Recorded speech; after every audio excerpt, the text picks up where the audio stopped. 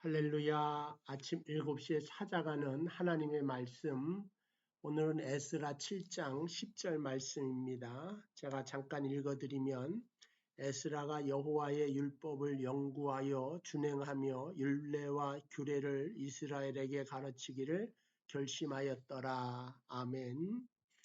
에스라와 느헤미야를 통하여서 오늘 같이 은혜를 나누려고 합니다.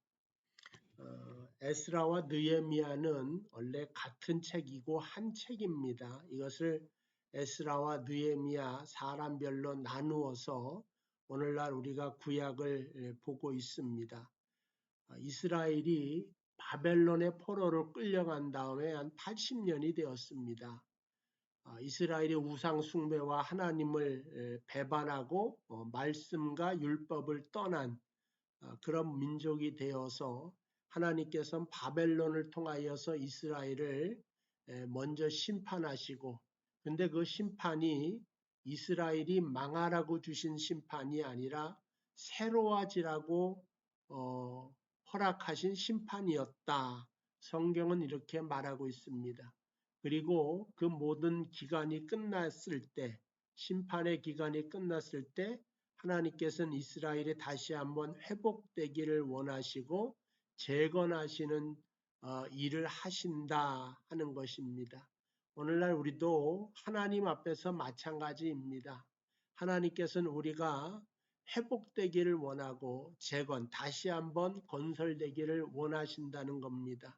그런데 이것을 한 가지 방법이 아니라 여러 가지의 방법을 통하여 역사하시는데, 특별히 오늘은 하나님 에스라를 통하여 느헤미야를 통하여 이스라엘을 재건하셨다 하는 겁니다. 재건이라고 하는 것은 반드시 하나님께서 원하시는 그 자녀들, 그 하나님의 나라를 향한 원하시는 모습이다. 그런 것입니다. 혹시 여러분들의 모습이 새로워지기를 원하십니까? 여러분들의 어떠한 것이 재건되기를 원하십니까? 첫 번째, 하나님은 에스라를 들어 사용하셨다. 에스라는 학사입니다. 하나님의 말씀을 연구하는 사람이고 그 말씀의 핵심을 잘 가르쳐서 그 길로 인도하려고 하는 사람이고, 특별히 그래서 오늘 에스라 7장 10절 말씀에 에스라가 여호와의 율법을 연구하여 준행하며 율례와 규례를 이스라엘에게 가르치기를 결심하였다. 예루살렘에 와서 에스라의 마음속에 뜨거운 것이 솟아나고 있었습니다. 그게 바로 뭐냐? 하나님의 말씀을 잃어버리고 이 말씀에 따라 순종하지 아니하는 이스라엘에게 다시 한번 하나님의 말씀을 불어넣기를 원하였다고 하는 것입니다. 이것이 바로 이스라엘 재건의 시작이 된다는 것을 알려줍니다. 그러니까 이스라엘은 바벨론의 침공을 받아 나라가 망하고 포로로 다 끌려가게 되어서, 그러니까 학식 있는 사람은 다 끌려가고 남겨져 있는 사람은 더 이상 이스라엘을 재건할 힘이 없을 때에 하나님께서는 에스라에게 말씀 연구와 말씀을 가르치는 일을 하게 하셨다고 하는 겁니다. 만약에 세상의 나라가 멸망하고 그 나라를 새롭게 하려면은 자금이 필요하다, 또 경제를 잘 발달해야 된다, 사람이 필요하다, 뭐 학식 있는 사람이 필요하다, 그러한 여러 가지의 정책을 마련할 수가 있지만 이스라엘의 회복은 말씀의 회복에서부터 일어나게 된다 하는 것입니다. 우리 신자의 인생도 마찬가지입니다. 신자의 인생이 세상의 어떠한 것의 부족으로 인하여 넘어질 수가 있죠. 그런데 그 사람을 일으켜 세우는 것은 뭐냐? 말씀을 통하여 되어진다 하는 것입니다. 말씀은 살아있어. 또한 하나님의 말씀은 운동력이 있어. 모든 사람의 혼과 골과 그 골수까지도 다 쪼개가지고 그 사람을 다시 재건시키는 그러한 역사를 한다고 하는 것을 기억하면서 오늘날 과거의 모든 나의 잘못된 것을 회복하고 재건하는 것은 말씀의 영향력, 말씀의 운동력, 말씀의 권능을 통하여 나타나게 될 줄로 믿으시기를 바랍니다. 어거스틴이 방탕하게 생활을 하였죠.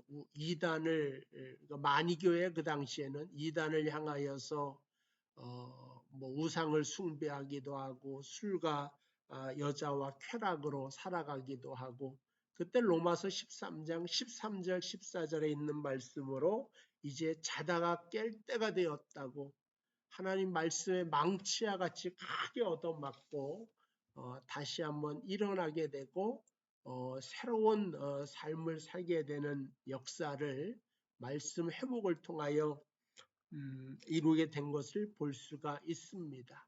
오늘 저와 여러분도 인생을 살아가다 보면 위기를 만나기도 하고 어려운 일을 당하기도 하지만 그 모든 것을 통하여서 이길 힘은 말씀의 권능으로부터 나타난다. 그래서 학사인 하나님께서는 에스라를 들어서 이스라엘을 살리게 되는 역사를 나타납니다.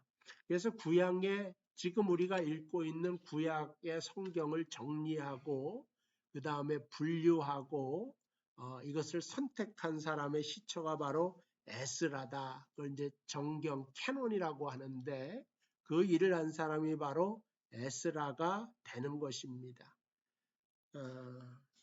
느헤미야 같은 경우는 이제 리더입니다. 에스라는 학사이지만 느헤미야는 리더가 된다. 리더라고 하는 것은 사람으로 하여금 비전을 보게 하고 그 비전에 헌신하게 만드는 사람 아닙니까?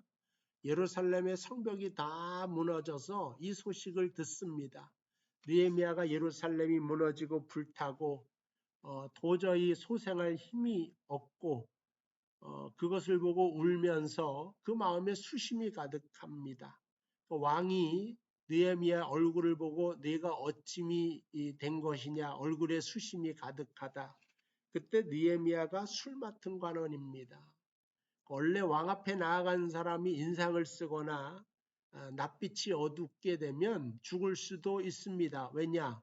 술 맡은 관원이 얼굴에 긴장을 하고 있다. 그러면 얘가 술에 독을 타서 나를 해하고 반역을 꾀하려고 한다는 의심을 하기 시작하면 그 의심하는 것만으로도 죽을 수가 있습니다. 그렇게 의심하지 않으면 왕은 그 자리를 지킬 수가 없죠. 그 당시에 정적으로 궁 안에 똘똘 뭉쳐 있을 때. 근데 그 느헤미야는 그러한 얼굴로 왕 앞에 나가서 물었을 때 우리 고향 예루살렘이 다 무너졌으니 나로 하여금 고향에 가서 그 성벽을 재건하게 해 주십시오 라고 하는 청을 얻고 또 그 청을 받아내죠. 그래서 고향에 와서 사람들을 모집한 다음에 성벽을 재건합니다. 나라가 망하고 성벽이 무너졌으니까 사람들이 얼마나 좌절하고 절망했겠습니까? 그 사람들에게 비전을 심어주고, 그러니까 학사 에스라는 말씀의 그 부흥, 말씀의 역사를 통하여서 그 심령들을 고쳐놓고 또 그 백성, 말씀이 들어간 백성을 설득해서 비전을 통하여 성벽을 재건하게 만드는, 그래서 하나님은 에스라도 사용하시고 느헤미야도 사용하셨다 하는 것입니다. 그러니까 오늘날 우리가 나라를 위해서나 또 교회를 위해서 기도할 때 하나님이 교회 말씀의 역사가 새로워지게 해달라고, 또 하나님의 역사를 이룰 만한 비전 있는 사람이 하나님의 여종과 남종들이 일어나서 나라를 새롭게 하고 교회를 새롭게 해달라고 하는 기도를 할 수 있게 되기를 주님의 이름으로 축복을 드립니다. 그래서 에스라는 예배의 회복을 먼저 있기를 원한 거죠. 제사의 회복.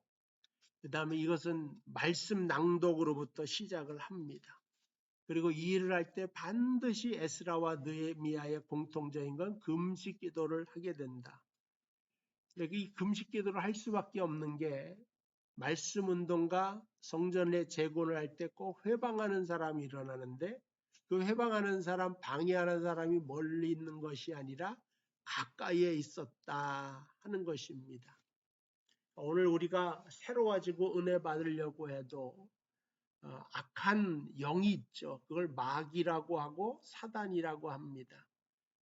그러한 방해와 회복이 있을지라도 오로지 십자가를 목표로 향하여 일어날 수 있는 여러분 되시기를 주님의 이름으로 축복을 드립니다.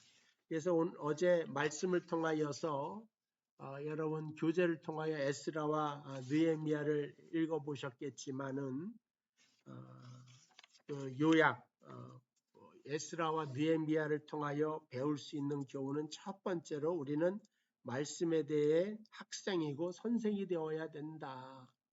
그러니까 늘 말씀이라는 것은 배워야 되는 것이고 말씀을 완벽히 안다 하는 것은 불가능하기 때문에 배우려고 하는 자세와 내가 알고 있는 것을 가르치려고 하는 자세, 이것이 바로 에스라의 모습이었다. 에스라는 우리의 모범이 되는 사람이다 하는 것입니다.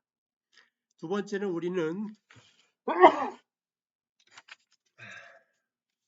하나님의 부르심을 받아 행해야 되는 것이고 하나님의 지시하는 바를 따라 말할 수 있는 준비가 되어 있어야 된다. 세 번째는 에스라는 종교 부흥을 일으키고자 예루살렘에 가기 위한 만반의 준비를 다했다. 에스라뿐만 아니라 느헤미야도 준비를 다 합니다. 회방이 있을 때 좌절하여 넘어지고 있을 뿐만 아니라 자신에게 다가온 저항과 반대를 넘어설 수 있는 신앙의 힘이 있었다. 그런 것입니다. 누구든지 인생의 파도가 있지 않겠습니까? 목표한 바가 좌절하게 만드는 환경이 있지 않습니까? 에스라와 느헤미야처럼 그것을 넘어설 수 있는 여러분 되시길 바라고, 그들은 하나님께서로부터 받은 말씀 또 기도를 통하여 그것을 넘겼다고 하는 것입니다. 저와 여러분도 늘 하나님과의 교제, 관계를 통하여 하나님과의 그 사랑을 통하여 도전을 넘어서고 반대를 넘어서고 재건을 이룰 수 있는, 회복을 이룰 수 있는 저와 여러분들 되시기를 주님의 이름으로 축복을 드립니다. 오늘 네 번째 보니까 여호와가 우리 마음에 무거운 짐을 놓으셨을 때, 무거운 짐이라고 하는 것은 소명입니다. 내가 이것을 위해서 무슨 이익이 있을까? 소명이란 그게 아니죠. 하나님이 나를 쓰셨다라고 하는 감사가 소명의 시작입니다. 어떠한 사람도 다 이 일을 못하겠다고 하고 할 생각도 없을 때 오직 에스라의 마음속에 주의 말씀이 들리더라 그거죠. 예루살렘 성벽이 다 불타 일어서 다 넘어져 있고 다 좌절해 있는데 좌절하지 않고 그것을 다시 건설해야 되겠다는 마음이 느헤미야 속에 있었다고 하는 것입니다. 어떤 사람이 하나님의 일을 할까요? 세우고자 하는 사람, 재건하고자 하는 소망을 가진 사람, 그 사모하는 마음을 가진 사람을 통하여 하나님은 재건과 회복의 역사를 이루어 갑니다. 오늘날 세상에서의 십자가가 멸시와 조롱의 대상이 됩니다. 그러나 그 십자가의 영성을 회복하고 십자가의 정신과 십자가의 구원의 메시지를 바로 세우게 만드는 것은 그 십자가의 구원에 대한 간절한 소망을 가진 자와 맡은 자의 감사가 그 모든 회복을 이루어갈 수가 있다. 이렇게 말씀드릴 수가 있습니다. 그래서 오늘 에스라와 예레미야를 통하여 배울 수 있는 건 하나님은 우리의 재건을 원하시는구나. 회복을 원하시는구나. 그것을 위하여 반드시 주의 종을 보내시는구나.